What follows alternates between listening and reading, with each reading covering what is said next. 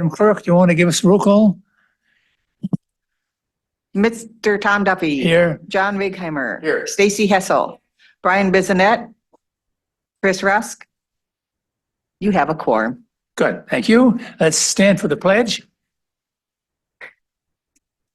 I pledge allegiance to the flag of the United States of America and to the republic for which it stands, one nation, under God, indivisible, with liberty and justice for all. Thank you. And the certification for compliance, Madam Clerk? This meeting has been noticed to the public and news media as required by section 19.84 of the Wisconsin statutes. Okay, and the agenda's been set. We'll move on to the minutes of last month. I'll make a motion to approve. I'll second. And all those in favor say aye. Aye. And opposed, no. Very well, be approved. Public comments, anybody here that isn't on the agenda, I don't think, wants to be heard? Anybody no, okay. Let's go Surrey County Ag and Fair Association. Anybody here on the fair? Stacy, Well, I don't attend meetings, but my guess is that they're still planning the August fair. So, okay. Okay, we'll go on our next agenda, the University of Wisconsin, Lori. Morning. I'm just going to say a couple things because Riga and Matt have a presentation for you today. So I just wanted you to notice I put one of these at your spot just to save the date for Tuesday, May 7th, kind of extension in the Northwoods. So if you're available, I know you'll get other invites officially for it, but I wanted to at least get this, save the date to you today. And next month, I believe, if all goes well, Bridget will be here with FoodWise. So be ready to do some workouts. She'll have you learning about strong bodies next month. But this month is Riga and Matt, so I'll defer to them for the rest of the presentation.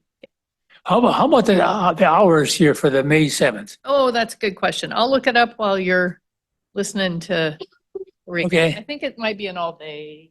Okay.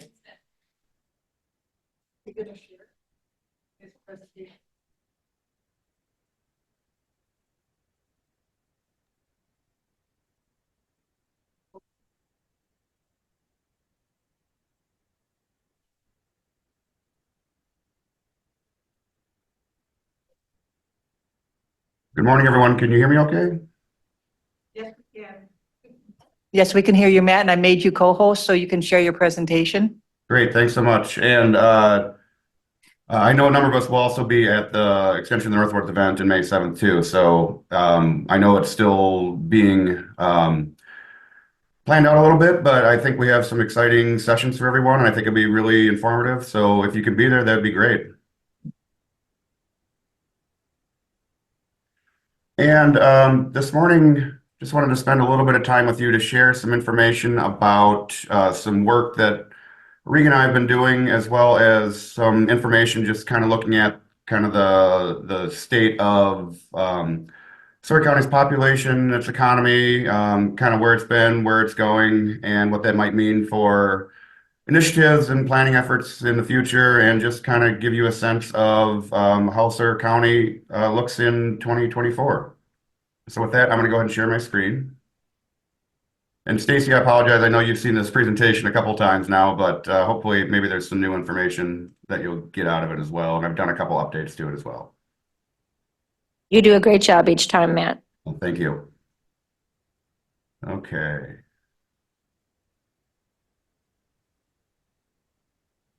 Okay, can you see my screen okay? Yes. Okay, excellent. And I am going to throw a lot of information at you in a short amount of time, but I will make sure that you have a copy of the PowerPoint deck, as well as I'm more than happy to be available either now or by email or by phone in the future to answer any questions you may have that we may not necessarily get to today. So let's go ahead and start and just think about how Surrey County's population has changed over time.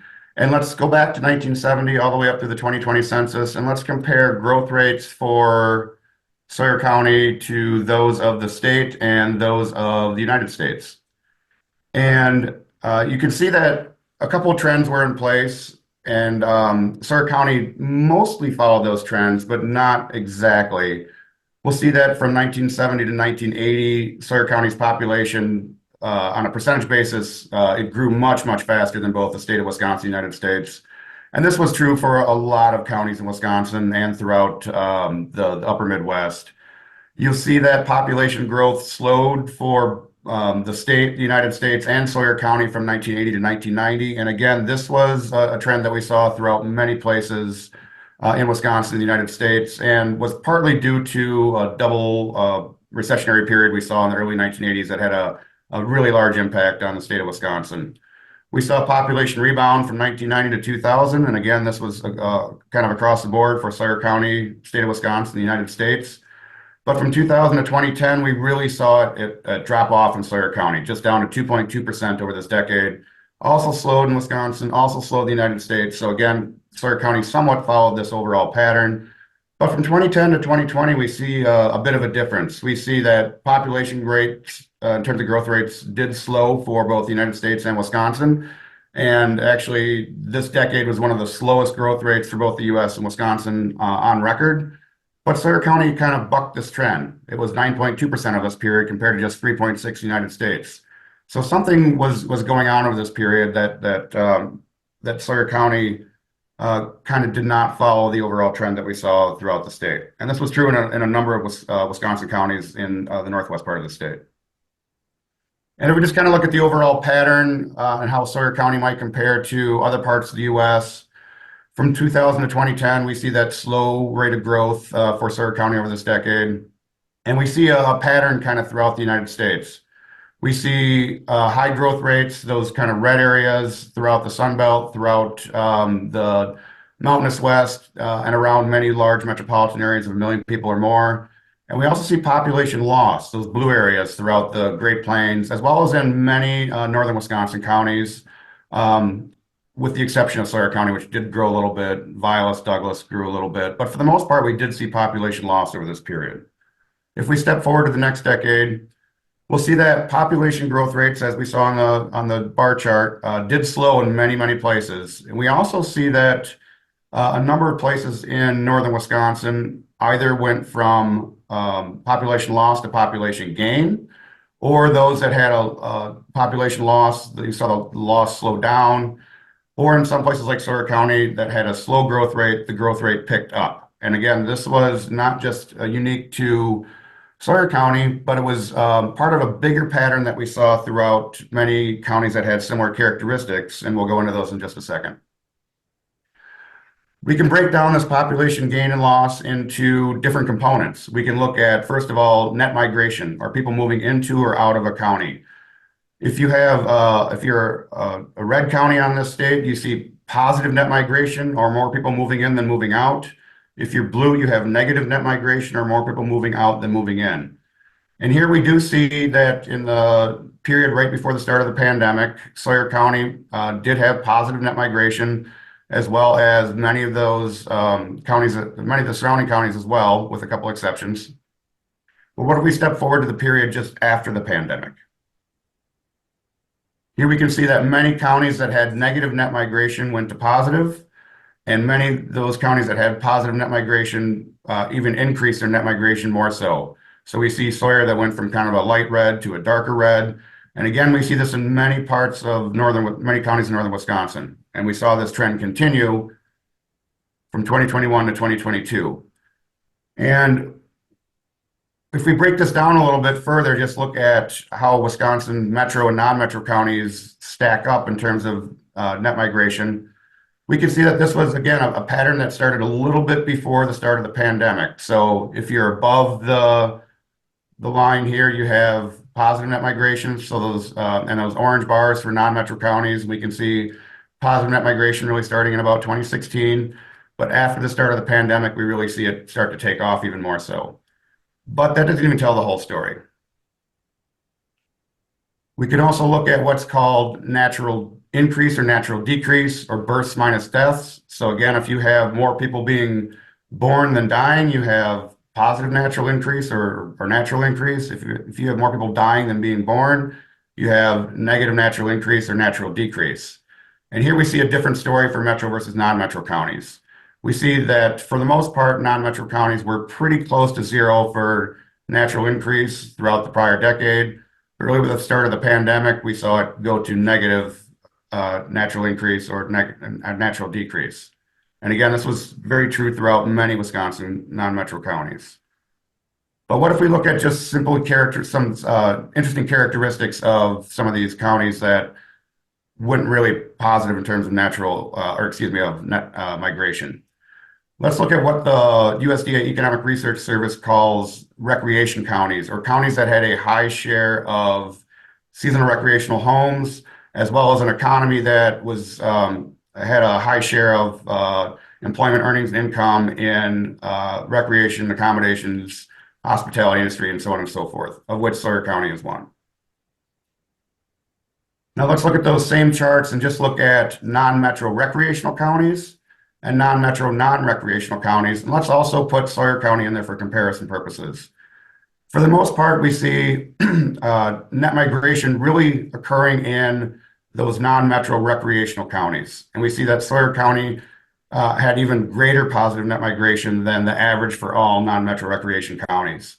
So it speaks to the fact that people are attracted to those places because of many of the amenities that they offer. And we can see that Sawyer County was even more attractive in terms of this measure than other non-metro recreation counties. Now that said, if we look at, again, natural increase, we see a very similar trend that we saw before, but the non-metro, non-recreational counties do not have a little bit more positive natural increase in the last decade and went negative, but not as big of a negative change as we saw in the non-metro recreational counties. So definitely different dynamics in terms of population change in Sawyer County, as well as in many other non-metro recreational counties. And if we look at this in terms of who's moving to or away from Sawyer County, we can break it down by different age groups. And here we're looking at net migration of different age groups going all the way from 0 to 4 to 75 and over, and looking at comparisons for 4 decades, the 80s, 90s, 2000s, and 2010s.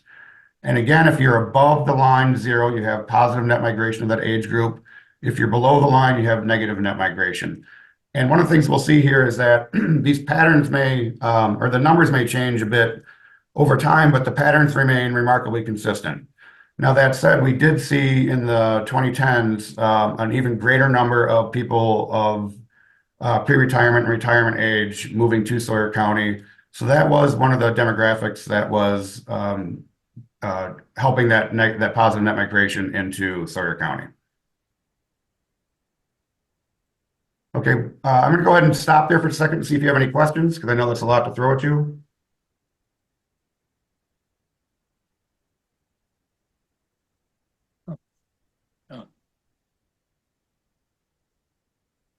Okay. So let's shift gears a little bit here and look at commuting patterns for Sawyer County, because the commuting patterns really tell a story about what the labor market looks like for Sawyer County. And here we have 2 separate tables. The one on the left looks at the individuals who work in Sawyer County. Where do they live? And you can see of the 6,300 people who have a job somewhere in Sawyer County, about 58% of those individuals also live in Sawyer County, which also means about 40% of the individuals who work in Sawyer County come from somewhere else. So not surprisingly, they come from many of the surrounding counties like Washburn, Bayfield, Douglas, a little bit farther from Barron. And we can see that those counties really make up about 75% of the labor market for Sawyer County employers. We can shift that and also look at people who live in Sawyer County. Where do they work? And of the 6,700 people who have a job somewhere that also live in Sawyer County, again, we can see that about 3,600 of them live in Sawyer County, or 54%. And they also commute to other places as well. We see Washburn, Barron, but we also see some more somewhat distant counties like Eau Claire. We see Marathon, we see Dane County. not necessarily really high shares of individuals, but we do see that individuals are commuting to more distant places in some instances. Now we can look at that data and might say, okay, many of those people that might be working in more distant areas might be working from home.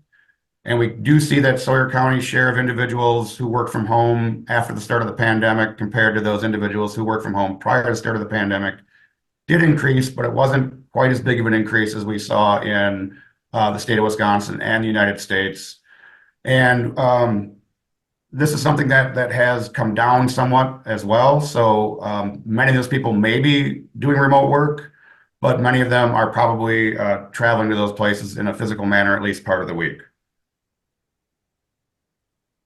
That said, we do see that Sawyer County was one of the counties that had a statistically significant increase in the share of individuals who work from home pre and post pandemic. And some of that definitely was probably due to remote work and people wanting to live in a high natural amenity area like Sawyer County, which probably drove some of that net migration we saw as well.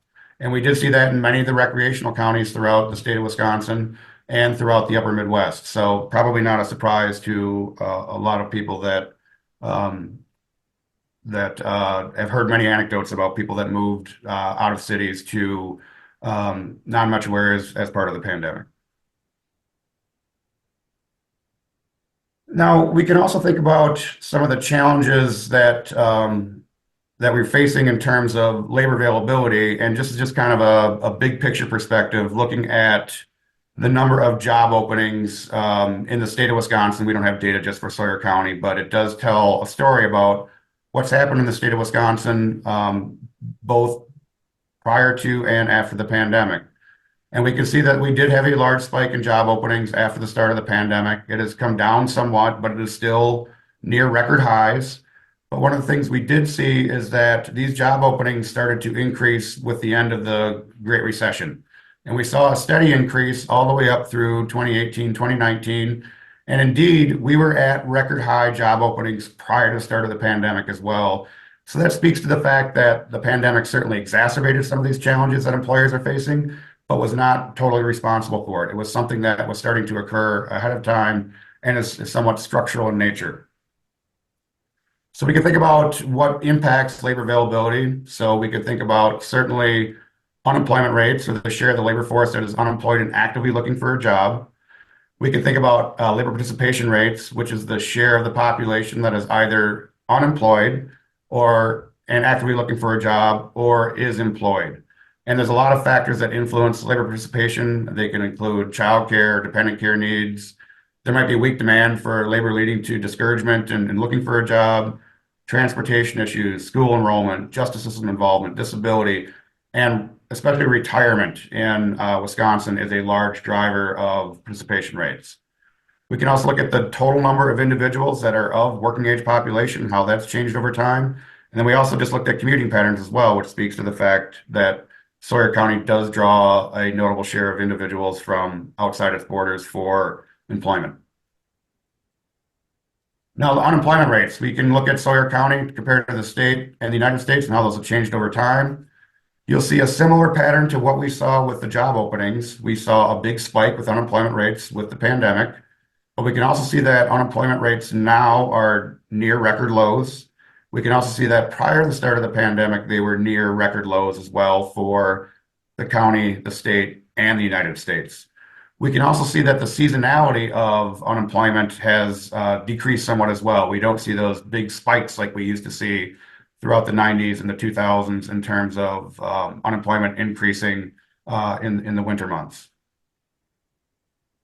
And if we just look at unemployment rates for Sawyer County for November 2019, so prior to the start of the pandemic, to November 2023, after the pandemic, we can see that Sawyer County's rate after the pandemic was still lower than it was prior to the start of the pandemic. This was true in Bayfield County, this was true in Washburn County, this was true in Barron County, and this was true in the state of Wisconsin. So again, it speaks to the fact that this is not something that just has popped up in the last couple of years. This is something that's been kind of bubbling up over time. And if we look at the number of unemployed individuals per job opening, we can see that right now we're near record lows. We have 0.6. So we have more job openings than unemployed individuals in the state of Wisconsin. If we go back to the Great Recession, we can see that there were essentially 7 unemployed individuals for every job opening.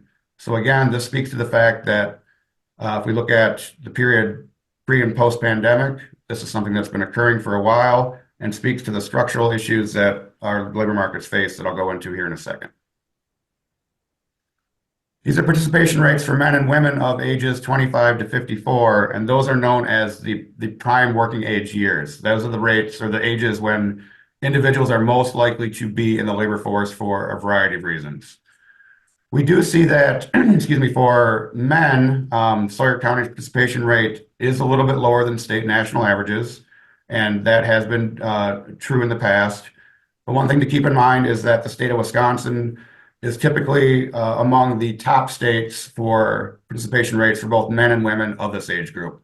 So when we compare Sawyer to Wisconsin, yes, we are a bit lower, but if we compare Sawyer County to many other places throughout the United States, they are somewhat higher.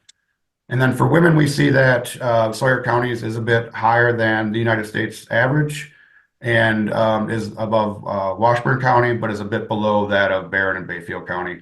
But nonetheless, still a very high participation rate for prime working age women over this period. So let's look at some other characteristics that might be impacting labor availability. And here let's look at the total working age population, which is typically defined as individuals aged 15 to 64. Certainly you can work before age 15, certainly you can work after the age of 64, but this is what labor economists typically define as the working age population. And here you can see that throughout northwest Wisconsin, the share of individuals that are of working age has decreased from 2000 to 2022. And Sawyer County saw one of the bigger decreases. So from 62.4% of the population to 57.1%. We did see other decreases in the state of Wisconsin, the United States, and this is something that's occurring across the country in many places. It's just happening a bit more so in northwest Wisconsin. We can see a similar trend with the prime working age population, or those individuals aged 25 to 54. Again, for Sawyer County, we saw it decrease from 39.3% in 2000 to 29.3% in 2022 estimates. Again, similar patterns that we saw in many surrounding counties, and somewhat similar to what we saw in the state of the United States, but again, Sawyer being a bit lower than state and national trends. And again, this is not something that's just happening in Sawyer County. This is something that's happening throughout many parts of the state of Wisconsin.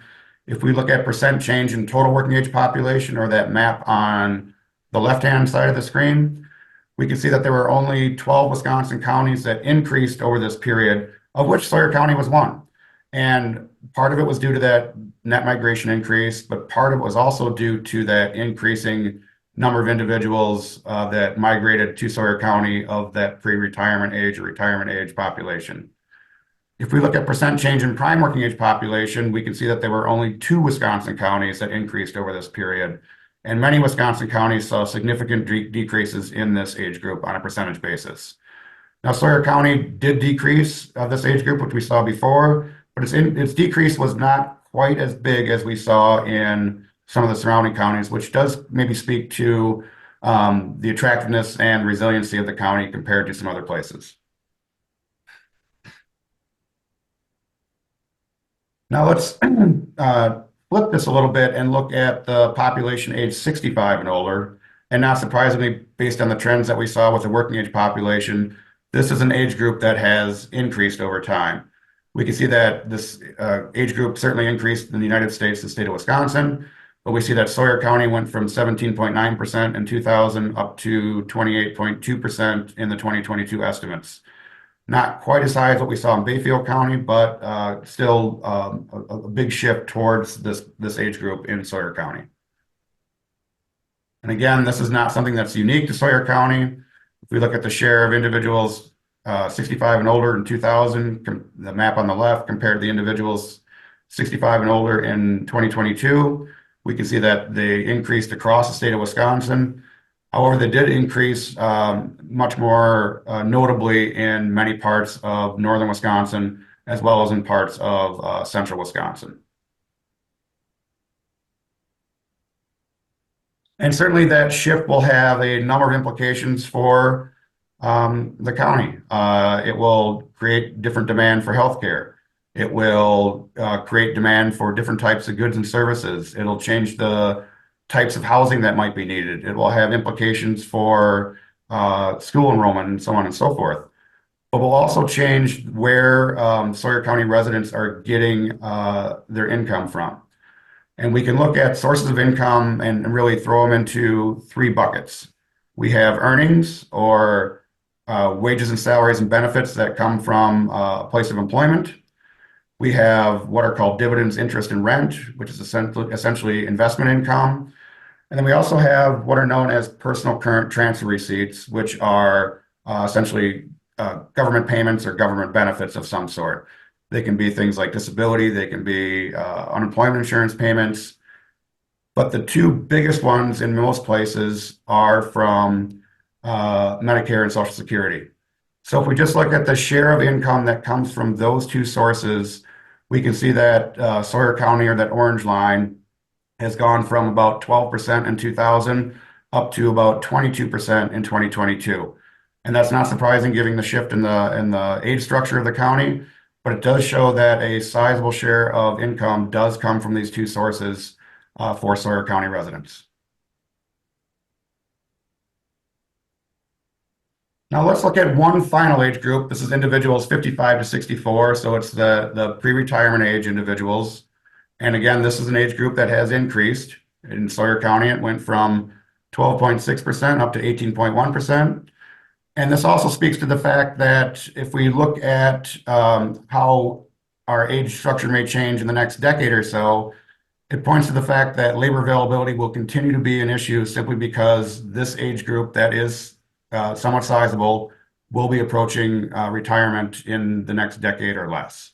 So unfortunately, it's not something that's going to go away just with shifting demographics. It's going to require other means of addressing labor availability. And again, if we look at this on a map basis, we can see that this has occurred in many parts of the state of Wisconsin from 2000 to 2023. Essentially, most Wisconsin counties have doubled their share of individuals age 55 or older that are employed in the counties. So we can see that many parts of the state are facing similar issues. That said, North and Northwest Wisconsin, even somewhat more so. And if we look at this in the labor market in terms of the share of individuals that are at or near retirement age by different industry sectors, we can see transportation and warehousing, almost half of their labor force right now is age 55 or older. Public admin, a sizable share, utilities, sizable share, educational services, real estate, ag, and so on and so forth. So again, many of these industries are going to be facing replacement for these workers as they retire going forward, or if they do cut back on hours as they do approach retirement age. Now, that said, those industries employ different numbers of people. Some industries employ more so than others. So we just look at the total number of employees in the Sawyer County labor market. We can see that manufacturing has about 2,200 individuals age 55 and older. We see that retail is about 1,400.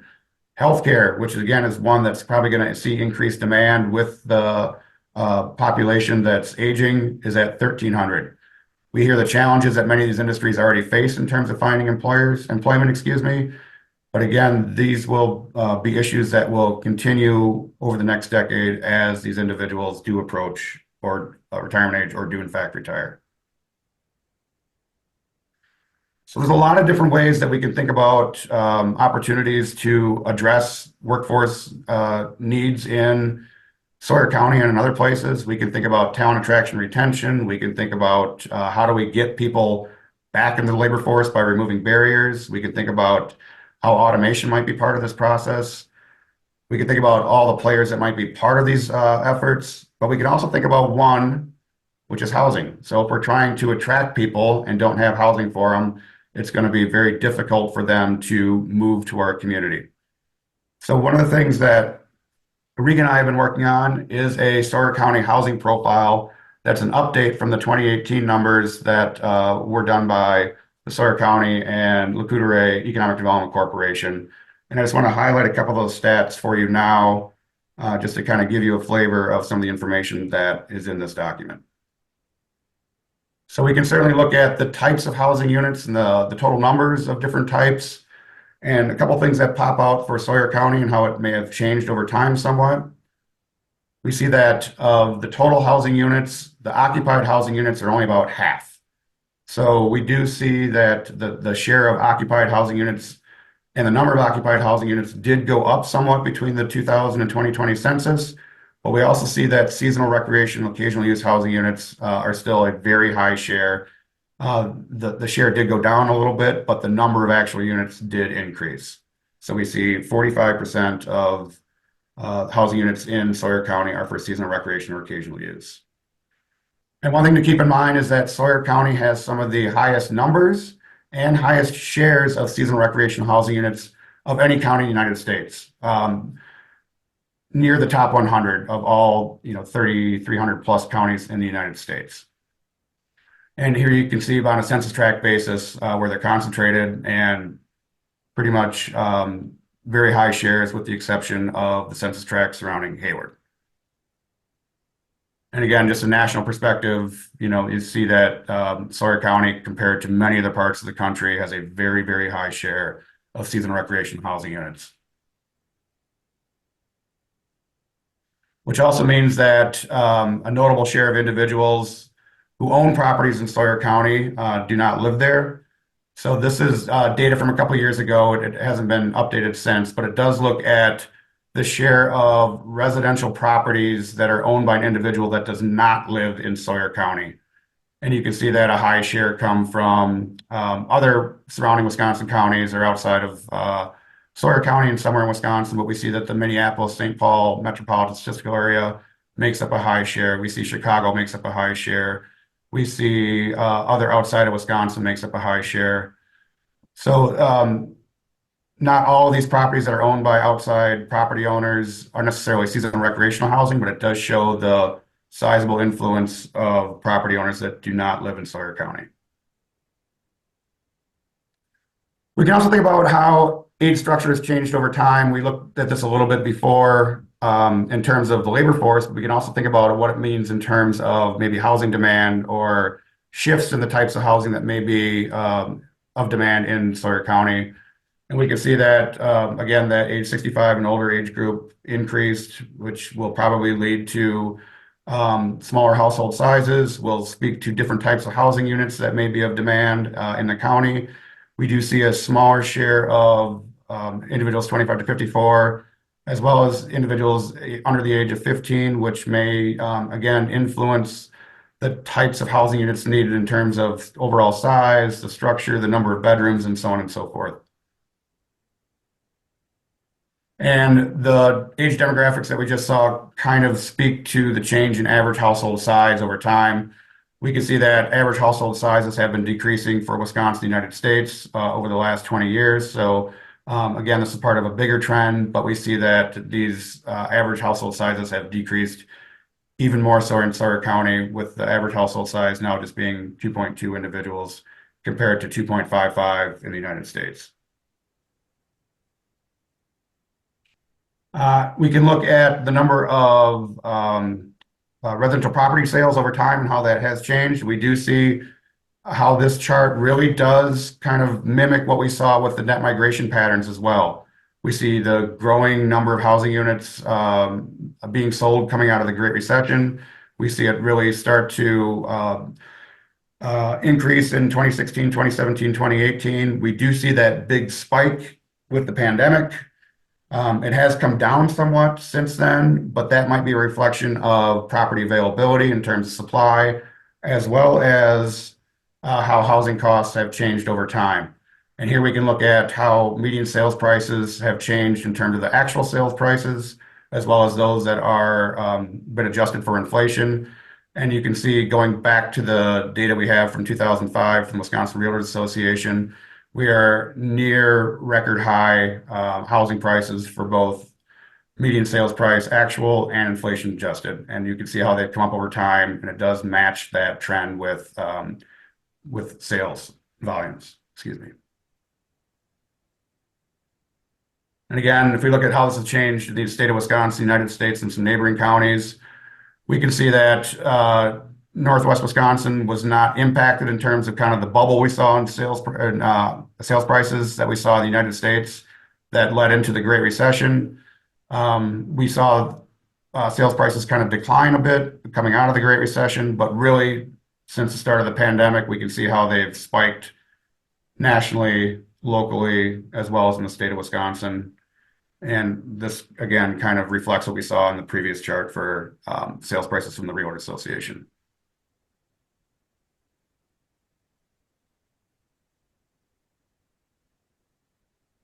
If we look at the year structure was built for occupied housing units, we can kind of see how supply has changed over time.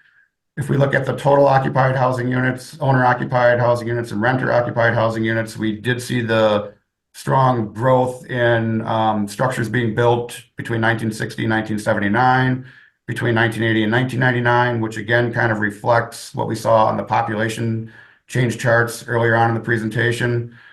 We do see that construction did drop off from 2000 2009, not a big surprise given the Great Recession, but we did see a notable decrease in renter occupied housing units being constructed over this period.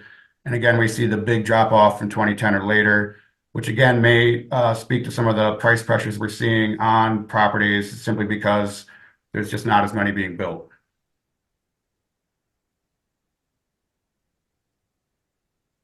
Oh, here we go. And this is just some data from the county looking at the cost of different new and replacement dwellings being built over time.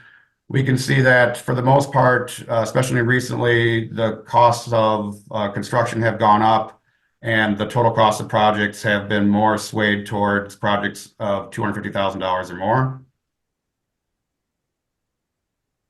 We can also look at rental inventory and how it compares from housing authorities to market rate properties. We can look at Lac-Courte, Hayward, and the remainder of county, and those three areas make up about those three housing authorities make up about 30% of rental inventory in the county. And we can look at how waiting lists may have compared for some of these properties for different housing authorities. And we see certainly a shift from waiting list comparisons from 2018 to 2023 for one bedrooms, especially a difference from Sawyer County compared to Lac-Courte. We also see how the waiting list in Lac-Courte has increased for many of these properties compared to 2018 as well. One last set of data to think about. This is home affordability and some different measures that we can think about for the ability for people to buy homes in different places. And this is what's known as a home affordability index. And if you're at 100, that means that an individual with the county median income can afford the median sales price for a home in the county. If you're above 100, you have greater affordability. If you're below 100, you have less affordability. And these are some numbers from Forward Analytics based on data from the Realtors Association again. And these numbers show that Sawyer County has some of the lowest home affordability in the state of Wisconsin. And one final way to look at this is just to look at occupations that are in Sawyer County. What do those individuals make and what could they possibly afford based on not spending more than 30% of their income on a monthly housing payment. That's based on a 30-year fixed mortgage, a 2% property tax rate, and a 0.2% homeowners insurance rate. And you can see that for many occupations in the county, they cannot afford a home above the median sales price in the county. Now, that said, many of these individuals live in households that have more than one income, so we can start to mix and match different mean wages that might be present in a household. But if, for instance, we take an individual working in production with another individual in the household working in construction extraction, they can only afford a home of about $270,000 compared to median sales prices of over $300,000 in Sawyer County. So with that, I know that's a lot of information for a Monday morning, but I'm happy to take any questions, and I'm also happy to answer questions offline going forward. Okay, any questions? Do you, can you give us a printout of all these charts that you've had? Absolutely. I did send Riga a copy of it, and I can send a PDF version as well. Yeah, that would be helpful.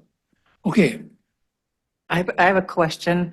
With the closing of the medical facilities in the Eau Claire area, I've known that, for example, at least one department in our Hayward Hospital is considering adding a position just to try to collect some of those employees that are going to be losing positions, unless Oakleaf follows through and does some kind of merger. Have you any data on how that might affect our area of the state?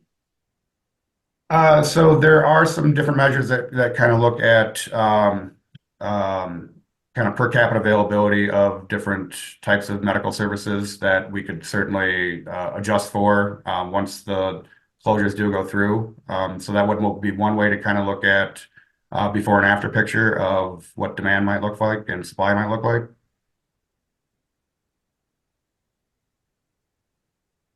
okay. Okay, thank you. Laura, anything else you want to offer? No? Okay, thank you very much. Let's move on then to Hayward Lakes Visitor and Convention Bureau. Sherry? Good morning. Is this close enough? Okay. So this month I just picked to talk about Northwest ITBEC, which stands for International Trade, Business and Economic Council. We go by, for marketing, we're called Travel Northwest Wisconsin. So Sawyer County pays $3,000 every year for a membership in this. And I've been appointed. I've been there for the last 12 years, and then my reappointment will be up in March. So that will come to you guys, and then it's good for 2 years. So I will keep doing it if you want me to keep doing it. Do we, who appoints you then? Do we do that? Who does that? Tweed usually, yeah. We does? Okay. So, so a little bit about what we do. We work together with all the different area counties, and I've got all listed there: Ashland, Barron, Bayfield, Burnett, Chippewa, Douglas, Iron, Polk, Price, Rusk, us, and then Washburn. We have a very active committee. We meet once a month, and we produce two things: a snowmobile ATV map for the corridors. So you'll be able to get from one area of the 14 counties to the other area on one route. And then we also produce a silent sport, like vacation guide that shows all kinds of different things that you can do in the state. So, and then we did adopt our budget for 2024, and these are some of the things that we spend it on. We don't have a lot of money, but we're very good at figuring out where we're going to spend it and getting the best for our money. And I think because all these other counties do stuff on our own, that we have a little wiggle room with some of these advertisers, because we have they have a lot of interest with all these other counties. And then when we do something together, they give us deals. So we do a really good job with our little 36,000. So the ATV map will be new in 2024. And then the silent sport was just done last year. So we do one of those every other year because of the expense. Fishing opener now is done by the Northwest ITBEC group. So this year it's going to be in Burnett County on Yellow Lake. And then we're in line to be the 60th. I like those anniversary years. So we'll be doing it in 2026. And then I did look into some of the tracking, and we are the third highest of all the counties for getting information. Last year, we were in second place. So we've slipped a little bit. But we're behind Ashland and Bayfield. And then I kind of showed you what people are looking for and then how they found us. 38% was through just internet search, 12% through some kind of advertising we did with Wisconsin Snowmobile, 12% is Facebook, 10% was through Travel Wisconsin. So, you guys have any questions about ITBEC? I know it's a big name, but it's really just the northwest corner that we advertise. Any questions, anyone? No? And then last month, John asked about, what percentage, when we talked about the activities, people are clicking on our website. So I just put it in a pie graph so you could kind of see which activities are higher. So the top activity is snowmobiling and then ATVing. So over half are power sports. And then we've got our fishing, and then it goes fall color tour, attractions, hiking, cross-country skiing, golf, biking, shopping, and then canoeing, kayaking. Any questions on that? You, I guess I'm not surprised by that, but, I mean, at one point, I mean, I don't know if you know the answer. I'm assuming fishing at one point was the big one, and at some point, the motorsports took it over, what, last 10 years, 20 years? Yeah, yeah, Yeah, sounds very reasonable. okay, Mm-hmm. thank you. Okay, good. Thanks, Sherry. Okay, let's then move on to Northwest Regional. Nothing from Sheldon this month. Economic Development, Adam.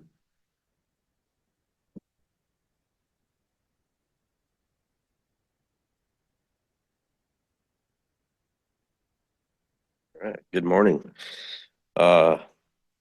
Last week, I attended the governor's conference for the EDC in the Dells.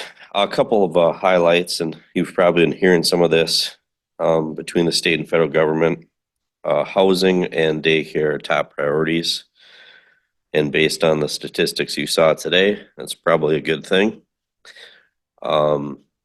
Those initiatives obviously will come out a little later on. We have in the housing department, and I'm going to give you my opinion, we're going to have to come up with something that is a little more creative and non-traditional for Sawyer County. It seems to me that we have a huge demand, and as you looked at our income statistics versus cost of homes, it doesn't matter. It doesn't add up. So at some point in time, I would like to have a discussion in regards to some ulterior options. And sometimes, those are tough talks, but I think we need to look at that in the future. It's really hard for lower middle income in our community to attract these people.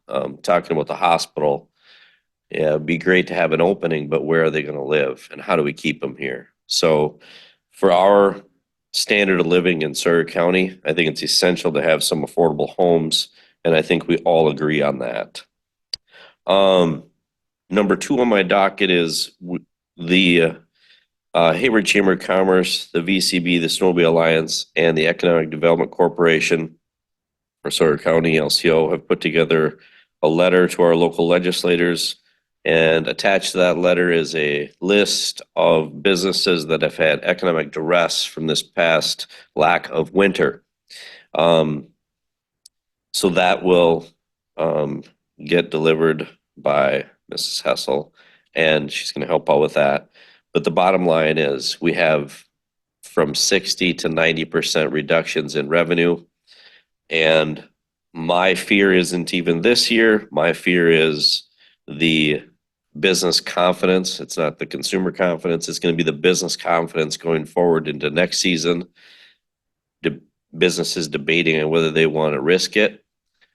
Businesses that may not open, lost sales tax. we're also not going to probably be serving the people that come and visit as well if those businesses don't open for the winter. So there's not a solution to that. That's just identifying a problem. Okay. And the Hayward Chamber, the VCB, the Economic Development Corporation, there has been a huge push in Sawyer County for our local people to support businesses, specifically ones that have been affected by the lack of snow. So purchasing gift cards, I know the chamber did 10% back on chamber bucks if you bought, to try to get our local people, and they're going to these businesses and supporting them. But the more we can do locally to help them out, obviously that is a big part of what we're pushing for right now. So not to mention marketing the things that we can do. So trying to control the things we can control. The last thing, we'll end on good news. The EDC was granted the Thrive Grant. It's $25,000 for 2 years, so $50,000 total. That money is going to be used to put together an incubator program. The tribal board has agreed to allow us to use the travel plaza on the corner of K and B, so the old gas station. And so what's going to happen is we're going to put together a plan to open up so small businesses can come there for technical assistance, small businesses can come there for office space, and so on.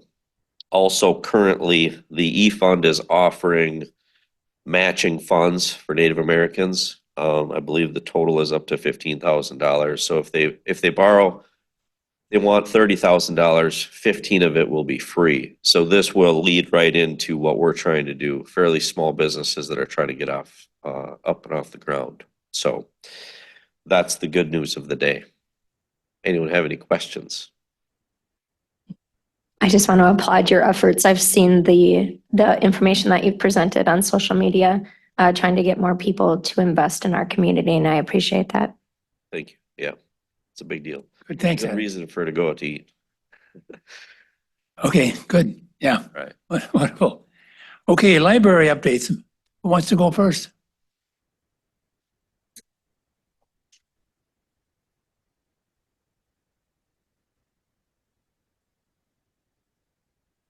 Donna Nucky from the Winter Public Library. I've submitted in my report the calendar of events, which changed all the time because we always are having additional programming going on. I know that next month, Bridget is coming with UW Extension to talk about Strong Bodies and what we do in the library as part of their Strong Bodies program. We literally just offer the virtual equipment and the space for UW Extension to use the library as an avenue for the southeastern part of the county to participate. We have our kids club, which is our Friday after school group that comes down to the library. We have our fundraising that we just finished. We have every year an indoor January book sale, which was a success this year. And then we're working on our fundraising for the upcoming season. Our biggest one that we start right now is our 2-mile and 10K race, which is in July, which is a pretty significant fundraiser for the library and in the community on the 4th of July. Some grants that we were awarded, the PBS Kids Library and Community Learning Cohort Grant. It's a year-long professional development opportunity so that we are using research-based curriculum and materials and have access to it through the PBS consortium. And it's just a wonderful opportunity for families. It encourages families to come and learn together and how to, for the younger families. So to come in and learn together. I did apply for in December the Institute of Electrical Engineering Science Kits for Public Libraries grant. We won't find out if we were fully awarded the grant until March, but we did pass the first round of selection, so that's promising. And that will be where we are able to purchase hands-on science kits that we can circulate in the community. Schools can use them and be reimbursed for the cost of those kits. So it's a nice addition if we were able to get that for our library. I do have the end of the year statistics. Our circulation statistics for 2022, we had 8,956 items that were circulated. That's not just books, it's puzzles, kits, DVDs. But in 2023, at the end of the year, we had 9,928. So there's an increase of usage in the libraries again, which is always exciting. And then I also put on our library media statistics, e-media statistics. So those are those that use devices to access ebooks, audiobooks, and magazines digitally. So we are part of a consortium that purchases subscriptions for patrons to utilize that material as well. And that's all I really have to share this month. We're working on our annual report, which we submit to the Department of Public Instruction at the end of this month. And so that information is shared with Andy and Mike. So we can share that with you as well. How large is your grant that you've applied for? So you can apply for up to $2,000. I believe I'm asking for $1,734 to be exact. And what does that have to be used for? It's science kits that you would circulate. So it's hands-on science, technology, engineering kits that you would have families would have access to. You could use for your programming in the library. You can also like I have some teachers that are interested in bringing it into their classroom in the Winter School District. Okay, any questions? Okay, thank you. Okay, thank you.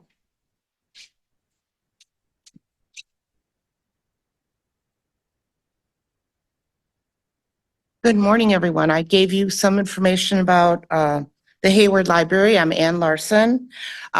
Just FYI, last year we did do the PBS grant. We received that.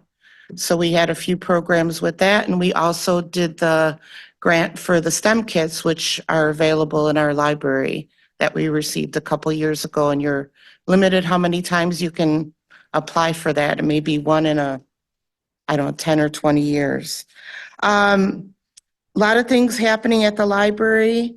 As you see, continuing on the bookmark is the Read a Latte Bingo that we're sponsored by Backroads Coffee. People can do a bingo sheet and read and do some activities, and they can receive a coupon from Backroads Coffee. The other thing that we have going on, adding to more adult activities or programming at the library, is on February 1st, we had a Hello Tech. We had 4 people come and ask multiple questions, even just how do I, access anything on my iPad or anything like that. And we are probably going to be continuing that once a month for anybody that needs any help for any tech devices such as phones, iPads, or computers. Just this Saturday, we had a snowtacular for families. We tried to do a snow dance, but it didn't work, unfortunately. But everybody that attended had fun. We even made snow in the library, so kids had a lot of fun with that. And that was simply cold baking soda and conditioner, but the kids had fun with that. Starting this week, we've got, like what we normally do, is different take and make kits. The kits all made and people can pick them up for children. We have a Can You Guess the Answers? It's a board when you enter. It's a potpourri with different questions from the Berkey Valentine's Day to Black History Month. We have a scavenger hunt available for families if they just stop by. And we have an I Spy tank with gnomes and hearts. This Thursday, we're going to be showing a movie at 10:30 a.m. on ovarian cancer. Come and listen at 10:30 a.m. We've got lots of testimonials from locals in that movie. And it was a movie that was shown at the Park Theater. When was it? Yeah. So that we also have our writers workshop going on that evening.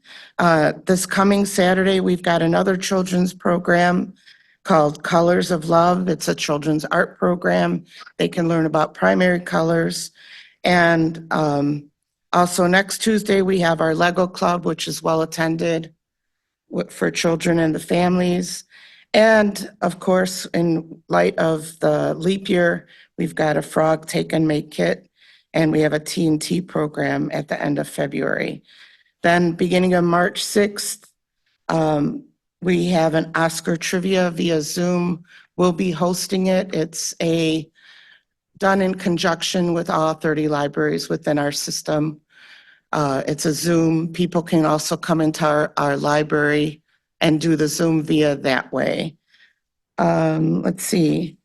Also on this, we had our first annual Ultimate Jigsaw Battle. The second picture was the actual winners. People did a 500-piece puzzle. This was geared for adults, and the winning group did it in 49 minutes, and we actually received a $100 donation for us to continue that on a couple more times during the year. Here I've given you our stats. As you can see, our numbers went up, the total numbers from 63,000 to 66,000 between last year and this year. And we also provided the Libby statistics, and again, that's with the ebooks. If you can see, last year, we had a little over 24,000 circulate, but with about 4,300 unique users. If you take a look at the next page, we have this year's, just a little over 24,000, but we have over 5,000 unique users. And the thing with, I don't know if anybody has the Libby with the ebooks, it is, a lot of people think when you sign up for an ebook that because it's an ebook where the ear audio, you get hundreds and hundreds of copies. The more users into the system, because the copies are limited. So if we buy one copy for the state of Wisconsin, there is only one copy. So you are on a waiting list a while with that. And we try to augment that by adding more to our budget for that. If you take a look at the patron counts, they did go down in 22 and again at the 23. And that's just a reminder that we do purge inactive accounts. And we purged quite a few back in 22, but as you can see, overall, it went up by 500. Correct. So the number for that to look at is at the end comparison, the last month. I just gave you a little bit of circulation activity. You can tell from the townships. And the interesting thing for us is the total door count. This year, we went up by 14,000. So that shows you how many people are probably using our library for the study rooms and meeting rooms, et cetera, that come into the library has increased quite a bit in the last year. Any questions? But thank you. Thank you. Okay, moving on to the motorized trail. Kathy. You have good news, I'm sure. Oh, certainly, certainly. I didn't even write a report. I probably should have, but obviously the lack of snowmobilers to the area has been devastating. But our local businesses are very resilient. They're motivated. They've been putting together a lot of different promotional efforts to bring people to the area. It's starting to work. We're starting to see an increase.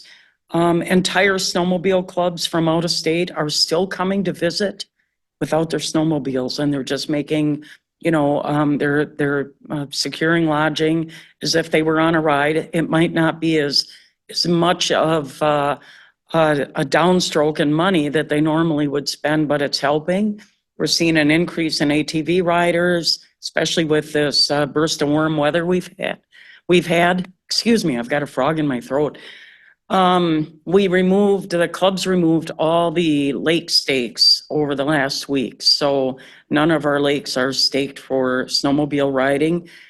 That also caused a lot of people that were sponsoring ice fishing tournaments to cancel the tournaments because they feel that the lake isn't quite safe enough for ice anglers as well, at least not to sponsor a group to go out.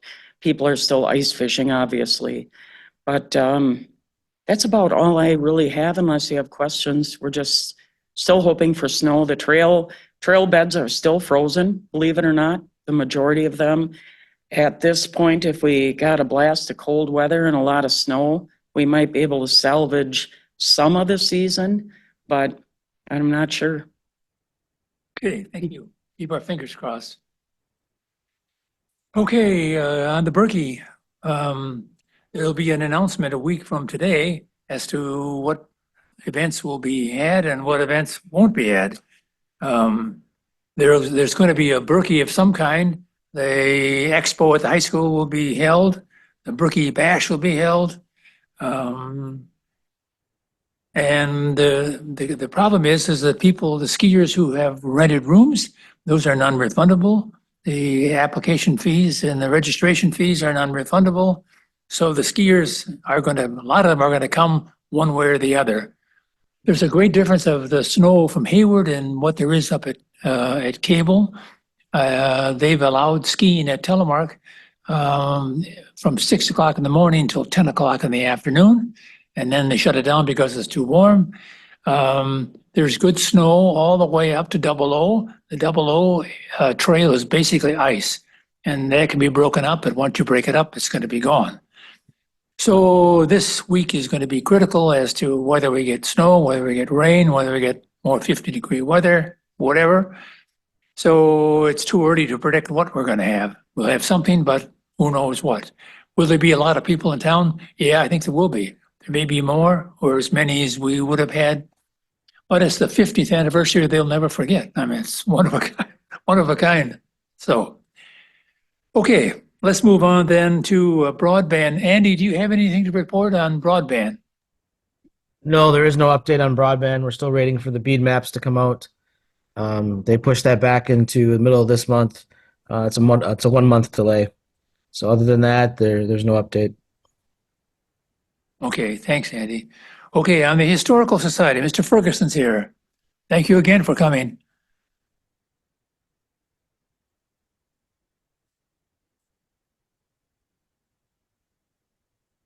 Well, the first thing I have is the funeral home on Highway B. This has that tree of remembrance every year, and they give I think $1 for every ornament that someone puts on it. And this year we received $1,000 from them. That was rather nice.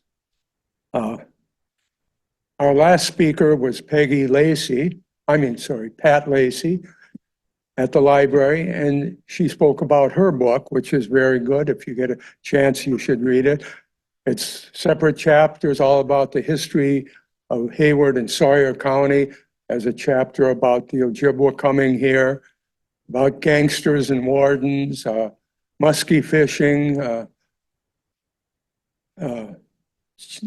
the other, like the hideout. It has a chapter on that. You'll learn a lot about that, and early resorts, fishing clubs, and things like that. It's a very good book. Our next speaker will be John Detloff, speaking about his book on the history of the Chippewa flowage. Normally that would be at the library on the 4th Thursday of April. But this year, at his request, we are holding it on the 11th of April because he gets busy later, and we're holding it in conjunction with the Stone Lake Historical Society at the Stone Lake Lions. So that will be there. The other thing is this year, got an email and a phone call from a gentleman. He's a school teacher in Minnesota. And for 20 years, he's been in the summer, doing walking tours and trolley tours where he lives. This year, he is going to do a trolley tour here in Hayward of historic places. I don't know just where he's going or what his itinerary is. 3 years ago, he bought a cabin on Whitefish Lake and started researching the area. So this will be his first year to do a trolley tour. It is sponsored by Arkland. It will all be in one day. There'll be 4 tours. It'll be the Friday of the Lumberjack Show. And the tours will start at, they will be at 10, 11:15, 12:30, and 1:45, all departing from the Visitor Center. Our part in it will be that we have to set up with an online ticket seller to sell the tickets, and we have to have one person at the Visitor Center 15 minutes before each tour leaves to help. We will receive all the proceeds. He estimates $1,500 to $2,800. He wants no involvement, with collecting money or anything like that. So how well it will go, I don't know. And if it does go good, he may do this every year, I suspect.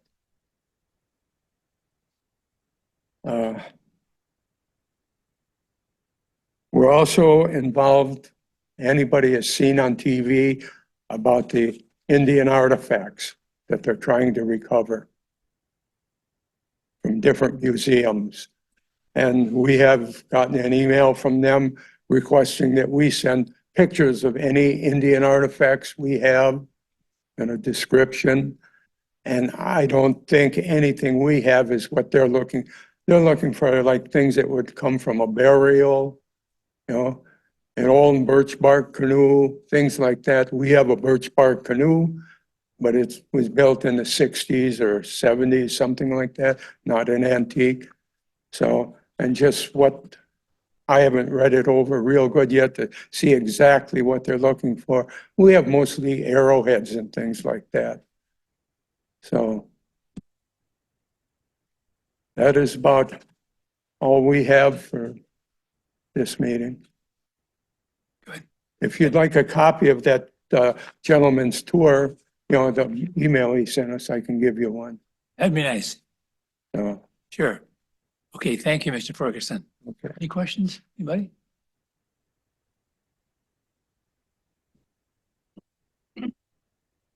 Okay. All right.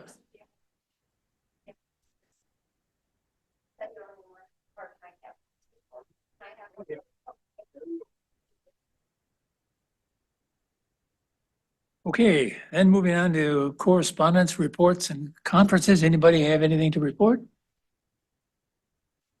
No? How about anything for future agendas? I do have a report. The Heart of the North group from the 4 counties in the area went down to Madison on Thursday, and we had several of our students speak to legislators. So it was Rusk, Sawyer, Washburn, and Barron counties that had students present to our legislation. So kudos to all involved in the Heart of the North Days. Okay. All right, thank you. Anything further? Yep. Thank you very much. Lori left the information for the Extensions Northwood Showcase that she talked about. We didn't have the time at when she announced this. So it's Tuesday, May 7th at the Lake of the Torches Resort Casino in Lecto Flambeau from 9 to 3 with the registration starting at 8:30. I'll leave this information with Lynn in case Okay. anyone is All right. interested. Thank you. Thank you. Anything else anybody has? If not, thanks for coming. Pray for snow.